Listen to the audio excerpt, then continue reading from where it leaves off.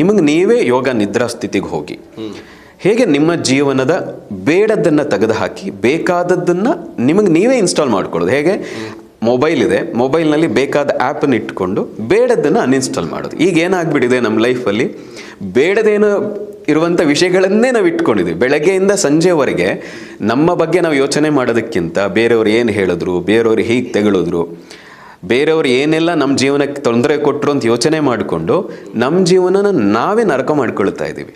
ಹಾಗಾಗಿ ಇದೆಲ್ಲದರಿಂದ ಹೊರಗೆ ಬಂದು ನಿಮ್ಮದೇ ಮನಸ್ಸಿಗೆ ನೀವೇ ಹೇಗೆ ನಿಮಗೆ ಬೇಕಾದಂಥ ವಿಷಯಗಳನ್ನು ಇನ್ಸ್ಟಾಲ್ ಮಾಡಿಕೊಂಡು, ಅದು ಹಣ ಬೇಕು ಅಂತಿರಬಹುದು, ಆರೋಗ್ಯ ಬೇಕು ಅನ್ನುವಂಥದ್ದು ಇರ್ಬೋದು, ಮನಸ್ಸಿನ ದೃಢತೆ ಇರ್ಬೋದು, ಅಥವಾ ನಿಮ್ಮ ಸಂಬಂಧಗಳನ್ನು ಚೆನ್ನಾಗಿ ಇಟ್ಕೋಬೇಕು ಅನ್ನುವ ದೃಷ್ಟಿಯಿಂದ ಇರಬಹುದು, ಅಥವಾ ನಿಮ್ಮ ಕೆಲಸದಲ್ಲ ಸಕ್ಸಸ್ಸನ್ನು ಕಾಣಬೇಕು, ಅದಕ್ಕೆ ನನ್ನ ಮನಸ್ಸು ಮತ್ತು ದೇಹವನ್ನು ಹೇಗೆ ತಯಾರಿ ಮಾಡ್ಕೋಬೇಕು ಅಂತ ನಿಮಗೆ ನೀವೇ ಕಲಿತು ನಿಮಗೆ ನೀವೇ ಆ ಇನ್ಸ್ಟಾಲ್ ಮಾಡಿಕೊಳ್ಳುವಂಥ ಕ್ರಮವನ್ನು ಹೇಳಿಕೊಳ್ಳುವಂಥದ್ದು ಆ ಯೋಗ ನಿದ್ರೆ ಅಥವಾ ಸಂಮೋಹನ ತಂತ್ರ.